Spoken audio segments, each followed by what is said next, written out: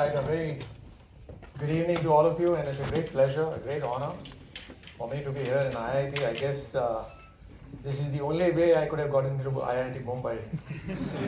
So thank you so much. I mean, of course,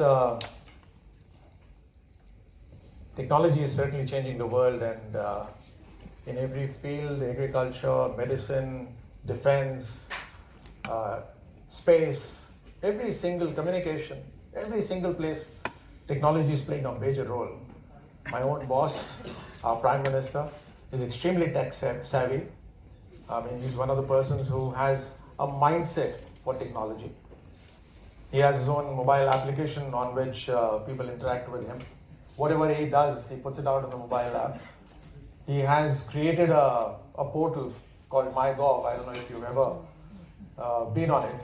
So that's a place, that's a platform where everything that the government is doing is put out there, and there's an interaction with the citizens of the country where people can actually give feedback and what they feel as to how and in which direction the government should work. He's on multiple social media platforms, and a person of his age is generally not deemed to be so tech savvy, but I think it's a blessing to the youth of today that a Prime Minister of a country has a mindset which is pro-technology. Every now and then you have seminars across the globe talking about technology and how technology must be used to the right purpose. But I don't think so. IIT Bombay has called me here to talk about technology, right? I mean, you know better than me about technology, and that's why you are here.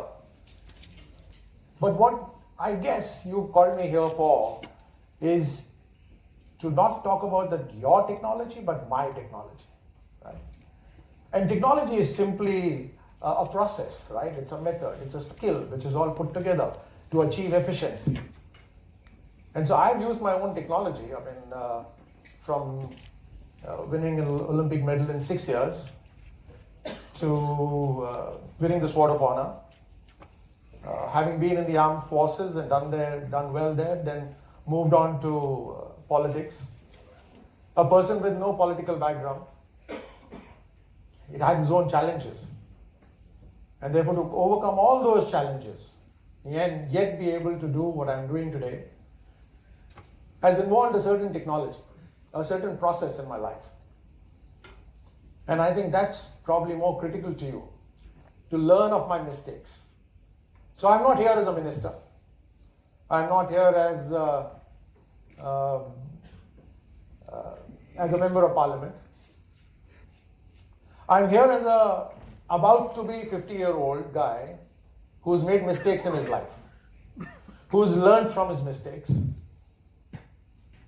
who's been an average student in his class, who's been a backbencher, and a person who's gradually desired to achieve more and more. A person who's gradually in his life felt challenged by environment, by his friends, by situations, by somebody pushing limitations towards me, challenged by all those and desirous of defeating those challenges. Now, all of you here for this whole Techfest, and those who are studying here, you're probably not even 1% of the entire students of this country, isn't it? Yes. Probably less than 1%, right? Do you feel satisfied? I mean, it's a big achievement, right? 1% of the entire student population of the country. There could be a sense of satisfaction, right? How many of you are satisfied already? Okay, no more to achieve. How many? How many still hungry? Say aye. Because I can't see. Say aye. Aye. So there are enough people who are hungry to do more. And that is why this country is likely to change for better. There's always a very small segment of people who are the driving force in any institution. Always a very small segment of people. There's a small segment of people that pay taxes. I'm not saying others avoid taxes. I'm saying those are the people who are capable of paying taxes. I mean, the last number was like 4 crores, is now moved on to 6 crores. And isn't this country of 130 crores? So there's a very small segment of people that's paying taxes or capable of paying taxes. Similarly, there's a very small segment of people that will actually bring about a change. And that is why, my friends, I feel privileged to be standing in front of you, because if today we can talk, we can feel motivated, and we can build our knowledge base and act in the direction that tomorrow's country will be a more powerful country, tomorrow's world can be a better place, then you have made your difference. Are we capable of that or not? Are we capable or not? Yes. To say that you will never ever face challenges would be a lie. You as it is face challenges coming here, but you will face more challenges ahead. There are only two things that happen when you face challenges.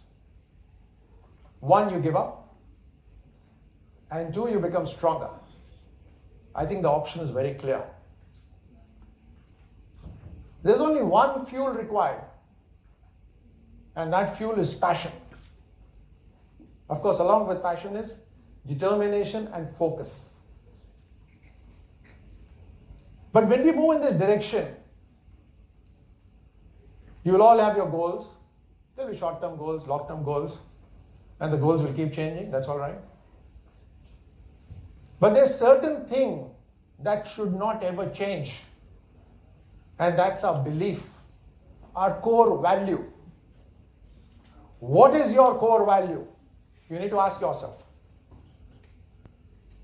I was much younger than you when I went into the National Defence Academy. I was 17 years when I sort of went into the Indian Army. From 17 years till 2013-14, I served for about 27 years in the Indian military. And my core values were formed by them. Although there's variety of training that happens in the Indian Army, variety of training, yet the core value remains simple. That is, the nation comes first. Yes. Always and every time.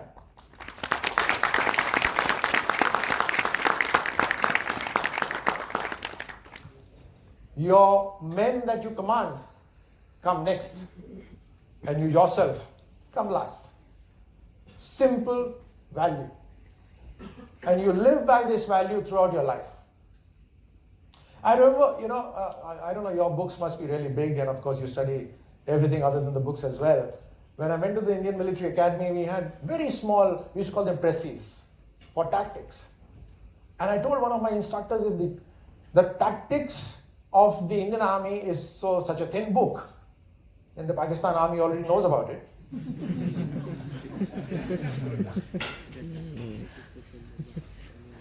So he said, no, this is just the basics. This is just the fundamentals. You build on everything based on these fundamentals. Similarly, you build everything in your life, your knowledge and whatever you do ahead, your goals. But your core value is what you build your life on. And then you'll never waver. You'll never lose your path. In the shooting circles, we have a very simple philosophy of what you should think about. So typically in my sport, there are 2 clay targets, which are the size of a tea saucer plate. And they fly like a frisbee. They're thrown out by a machine at 90 kilometers an hour. And 2 of those targets fly in different directions. You have half a second to shoot both of them. And there are 150 such targets. There's wind, there's different sunlight, there's different background, the nerves playing. Everything can happen, so it can be a very complicated process.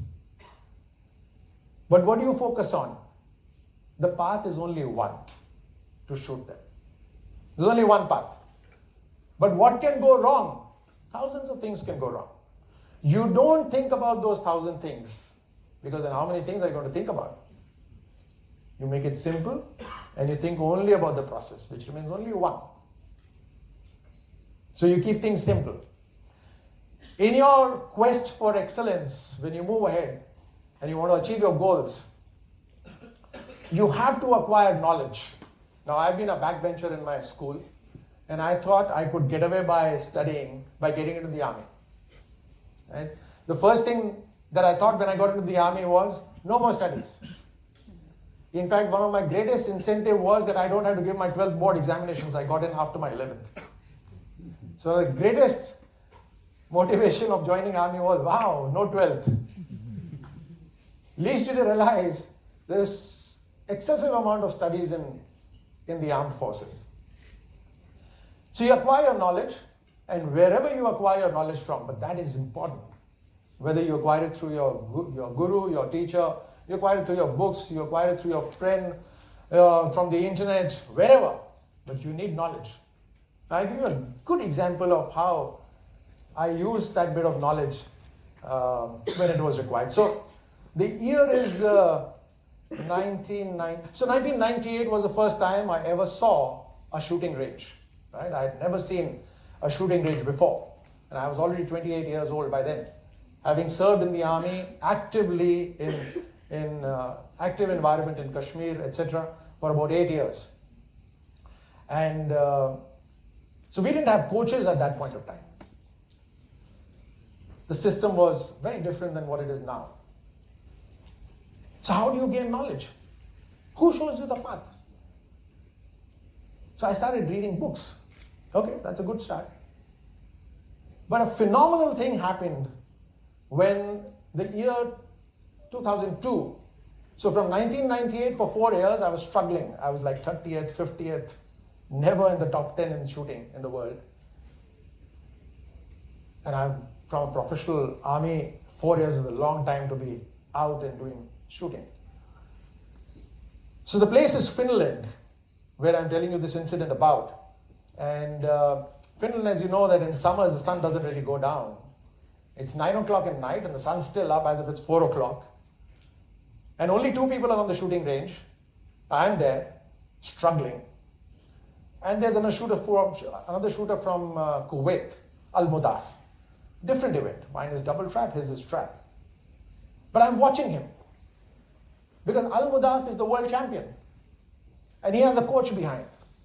Only 3 people on the range, 2 shooters. And I'm watching him. And his coach says, Al-Mudaf, you can't come back without shooting a 25 out of 25. And he's shooting a 24, sometimes, or a 23, and he keeps sending him back in. It's been since morning he's shooting. And he's tired, ready to throw his gun on his coach. And that's exactly what I'm doing. I'm pushing myself. I have to shoot a 50 out of 50. I have 50 targets in double trap. He has 25 targets in trap. I don't have any coach. But I presume that whatever Al-Mudaf is being told by his coach, it's a lesson for me. As if he's saying it to me. And every time Al-Mudaf would go in, I would go in and shoot. We would finish the rounds in about similar time. I would shoot a 56, 57, but a 47 or 46, but not a 50. And Al-Mudaf would shoot a 24 and come back. And this was carrying on. But just the fact that I was able to sort of listen to what Al-Mudaf's coach was saying and sort of adapt it and push myself helped me. I'd never shot a 50 out of 50 in training. And this was World Championship. We went to the World Championship. The first day of World Championship, the first round, I shot a 50 out of 50. Only because there was somebody guiding and there was a sense of belief. And there was also this sort of commitment that second class is not acceptable. It's a great lesson for me. I learned many lessons over my life in shooting. But like I said, that when you pursue your excellence in whatever goals you set for yourself, there are bound to be challenges, 100%. In those times, if you feel that those challenges are only for you and your opponents do not have challenges, that's going to be a mistake you're making. Everyone faces challenges. The magnitude will be different. The types of challenges will be different, but everyone faces challenges. What do you do with your situation is what is critical. So there was this time when I had not won anything, not a single medal. And there was no system in the country. I would go for sponsorship, people would refuse. I would go to get an arms license, very difficult. What do you do in such an environment? So I wrote an email to somebody and I said, this is the situation. The conditions seem to be very, very tough. What do you think I should do? He wrote a fantastic email. And I blew it up. And I pasted it all across my room. The first thing I would do waking up, read that. Brush my teeth, read that. I had that everywhere. And the message was very simple. Your conditions, since I was complaining of conditions, like you will have different conditions. Your conditions will keep changing. Sometimes they'll be good, sometimes they'll be bad. But your conditions do not shape or define your future. It's your decisions in those conditions that will shape and define your future.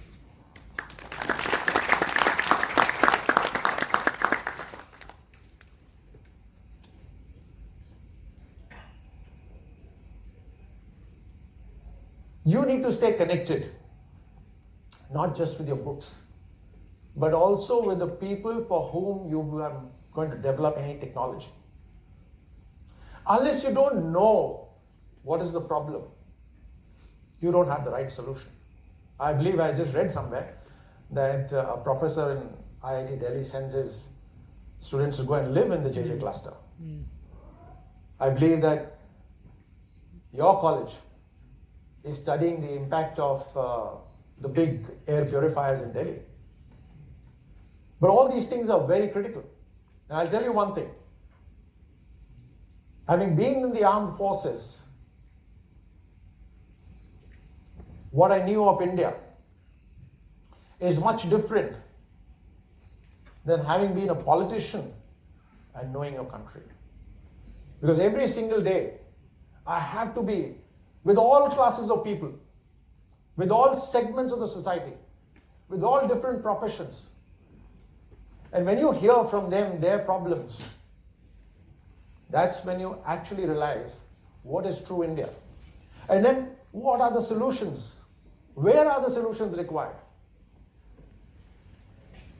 I mean, internet is a great equalizer. So it's brought in efficiency and transparency.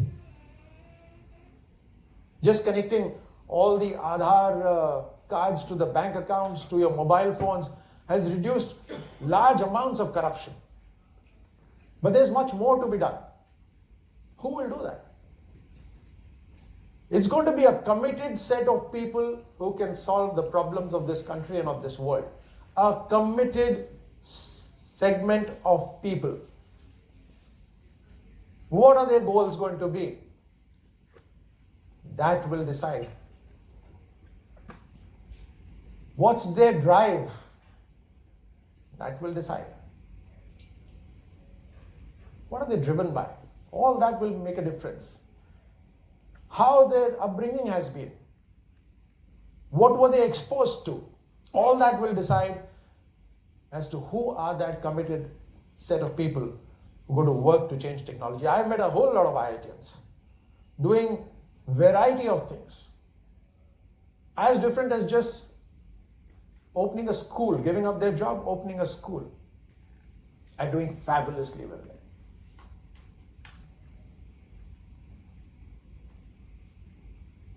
So my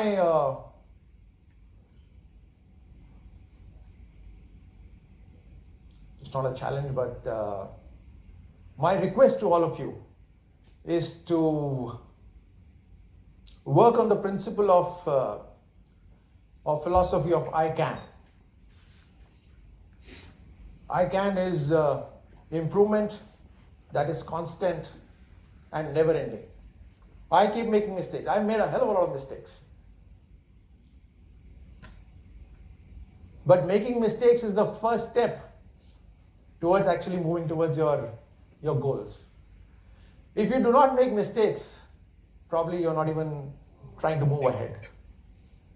You need to have the courage to move ahead, to make mistakes, to accept those mistakes and keep moving ahead. I remember when we used to lose competitions, and we lost a lot of competitions initially. You would come back and give different sorts of explanations. हवा बहुत तेज चल रही थी. India में गर्म मौसम होता है, वहाँ ठंडा मौसम था. A lot of excuses. And then one day it struck me. I said, how long will we keep doing that? Just look towards the camera straight, tell the journalist, I failed. I wasn't strong enough. My opponents were far better than me. I'm telling you, from the day I started doing that, I think I started improving from inside.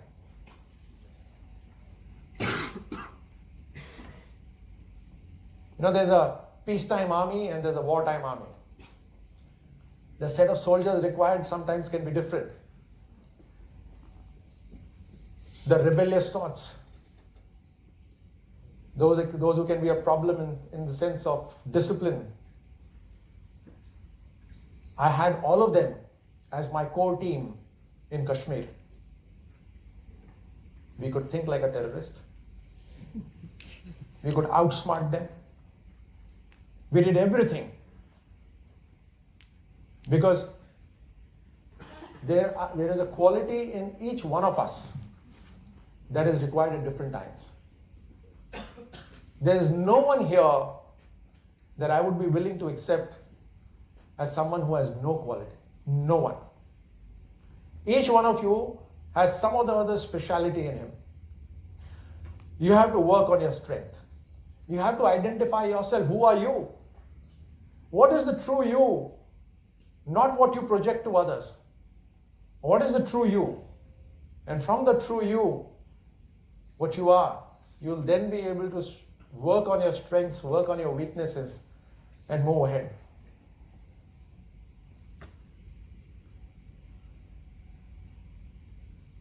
If I was to go back in your age, or maybe even younger than you, what would I do?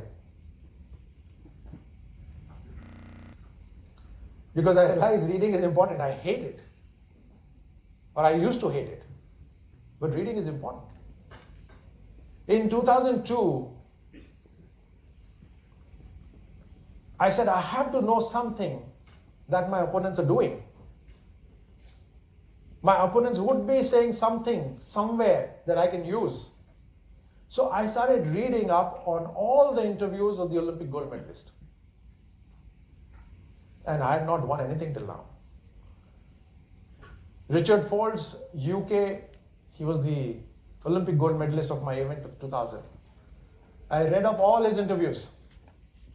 And in 2002, in his own country, when I defeated him, my first gold, he came up to congratulate me. And I said, thanks, Richard, thanks for your help. So he was shaking his hands and going, he said, what? I said, thanks for your help. He said, what help? He said, I said, I read up all your interviews, and that's how I defeated you. But he was a sport. So everything is out there, so you should read more. Create a repertoire. Create your team. No one person can achieve anything. You have to have a team. It could be a family. It could be somebody who tells you that you are not perfect in what you're doing. You're still making mistakes. Somebody who can tell you on your face that you're wrong and still be your friend. I would learn to communicate. Not just by speaking,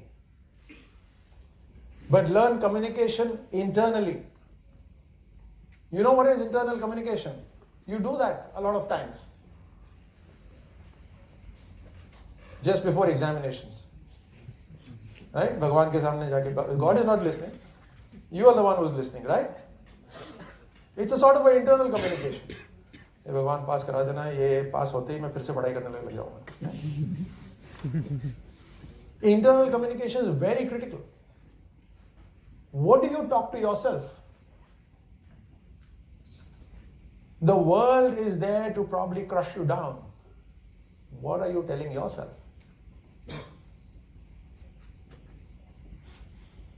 You know, there's one way of confidence is by obviously, once you feel that there's no problem, you can handle what you want.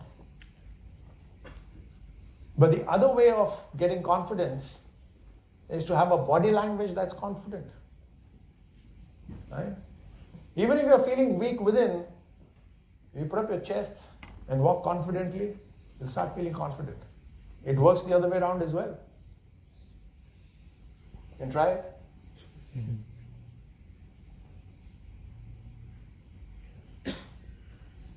It's better to tell the truth than to lie. In the NDA, we had a prayer. And the prayer was, of course, it was long, but I'm telling you just the gist. That, oh God, help us to take the harder right than the easier wrong. But once you do a wrong, which is going to be very easy, it's going to be very tempting, but it's better to take a harder right. I would do all these things. Spend time with the family. Keep the phones away for some time.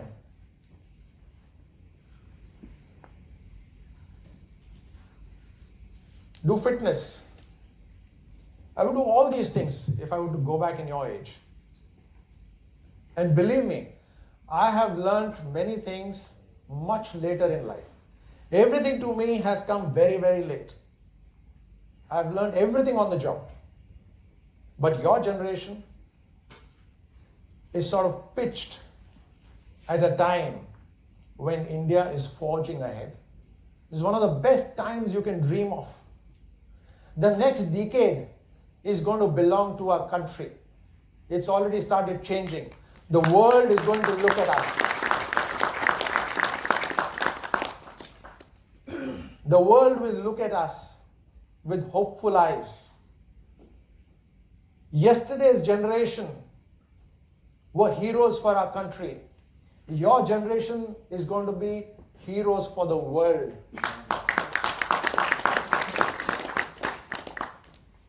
You're sitting absolutely at a time, an opportune time, when you can prepare yourself. But it will only come to those who are committed. You know, in performance, there's an x-axis and a y-axis. And there's a zone. You can be in that zone just by doing three things. Just three things will keep you in the zone. Passion, determination, and focus. Just these three things will get you anything that you want in your life. Thank you so much.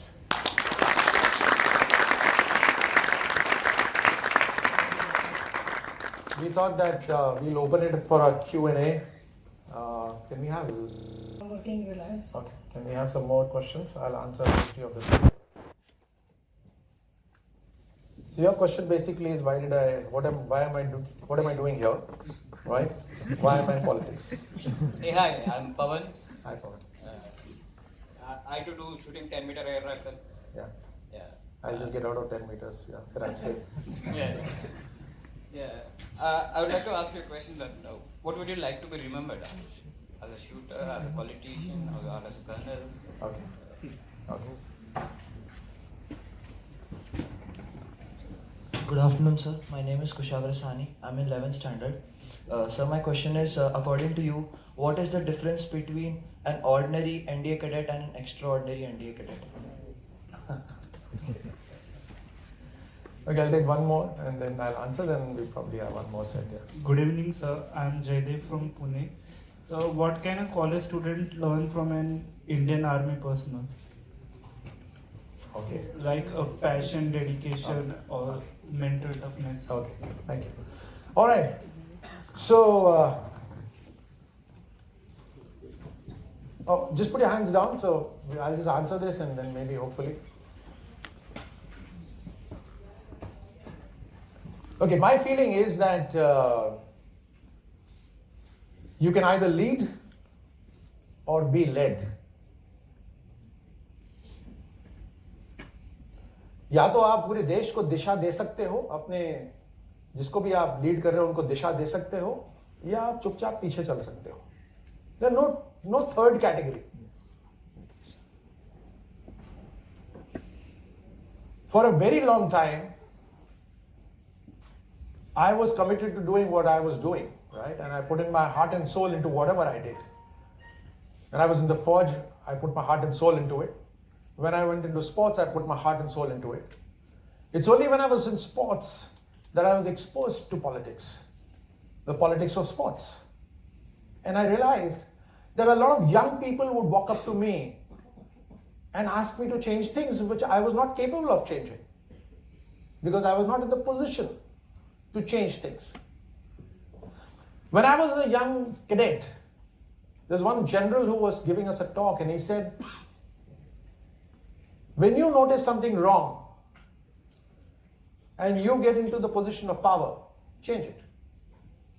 When you notice something wrong and it's beyond you, please go and report to the person who can change it. When you notice that the person who's in power is not changing it, then remember it, so that when you get into power, you change it. I did not enter politics for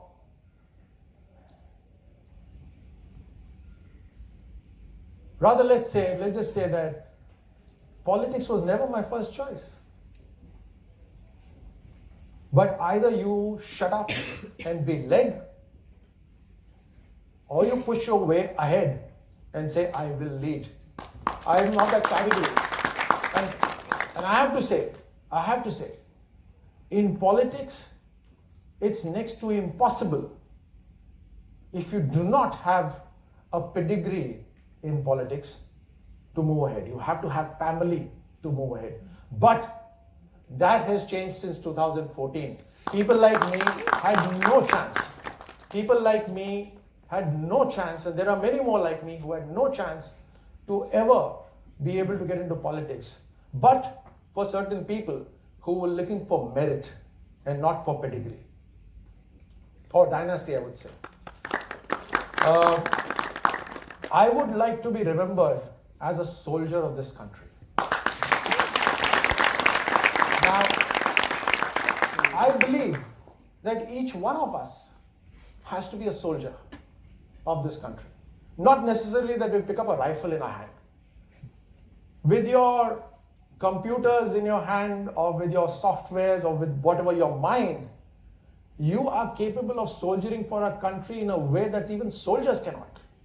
Don't we need that? We need that. Tell me, people who wear white clothes and are supposedly politicians, if they have the essence of a soldier, won't this country be a better country? Yes. It's starting to happen now, because politics is no longer the politics it used to be. It cannot survive. And it is probably because of the internet, because of the technologies that has come about, because of the awareness that has been generated in the entire country, that the politics has to change. And we thankfully have a leader who's willing to change it. A good cadet and an average cadet. I think, how would you answer that? I think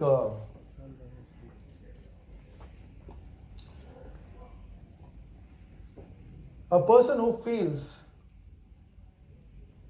that he is going to be the first and the most important wall standing between the enemy and his own country is going to be a good soldier. You have to have that commitment. You know, soldiers do not die or not willing to risk their lives for 40,000, 50,000 rupees.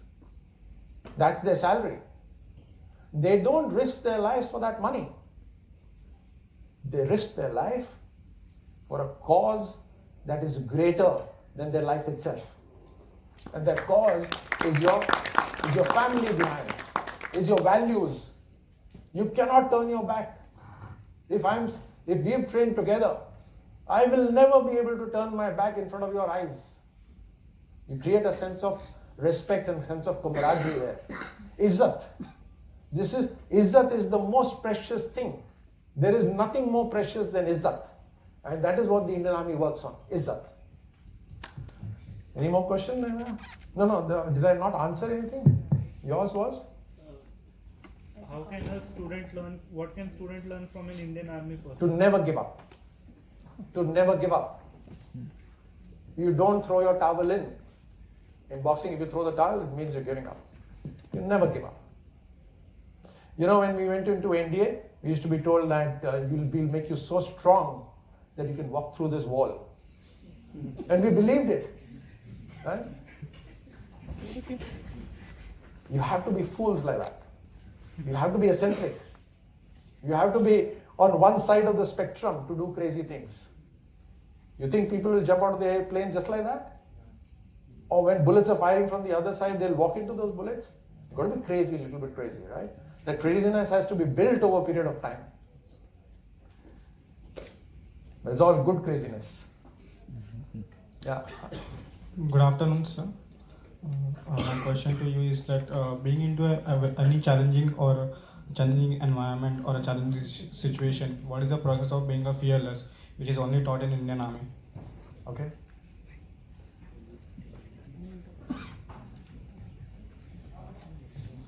Sir, good evening, sir.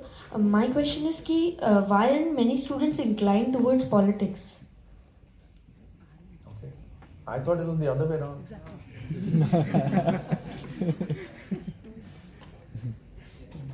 Hi sir, my question is that as an athlete, whenever you had a rough phase through whatever you were doing or competitions, or did you ever feel like giving up, or whenever you were putting efforts, it was not coming out?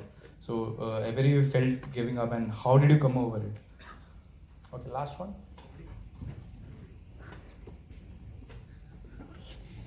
Hello, sir. As you were a soldier, then a sportsman, and then right now you're a politician. So, how could we find out what different passion inside us, like switching our careers in different ways? Okay. आपने कभी I'll answer these four and then we'll start others. Okay, I don't have an elephant's memory, but नमस्कार sir, मेरा नाम हनी शर्मा है, मैं जयपुर से आता हूँ। सर, जयपुर ग्रामीण में आपकी बहुत प्रसिद्धि है और आप बहुत ही शानदार जीते थे। तो सर, मैं जानना चाहता हूँ कि आपको मुख्यमंत्री देखने के लिए हमें और कितना इंतजार करना पड़ेगा sir?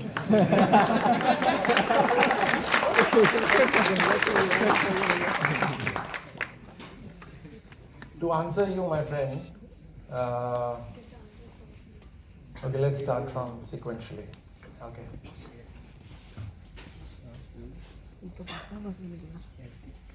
Fear is normal. Everyone has fear.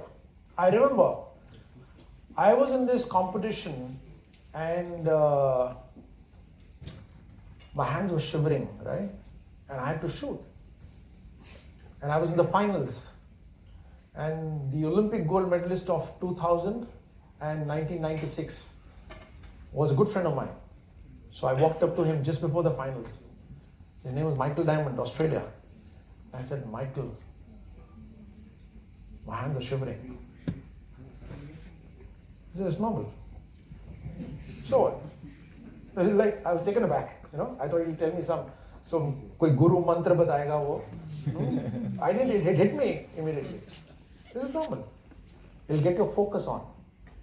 A person who's under fear and is able to control his fear will be more aware of everything happening around.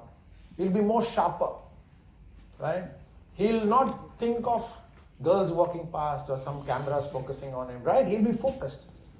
So fear is good. But having been through fearful situations, One, that will get that fear out, right? So there's a difference between a new soldier and an old soldier. Right? When bullets are passing by, the new soldier will be ducking left and right, and the old soldier will be very confident. He'll know exactly what it is. The power of visualization is amazing. I don't think so you all ever tried it.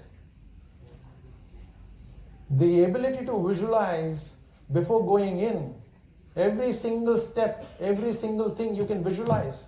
Your mind is so powerful, it can create exactly what you're fearful of. And then you see yourself walking very confidently, that doing things very confidently in that, right?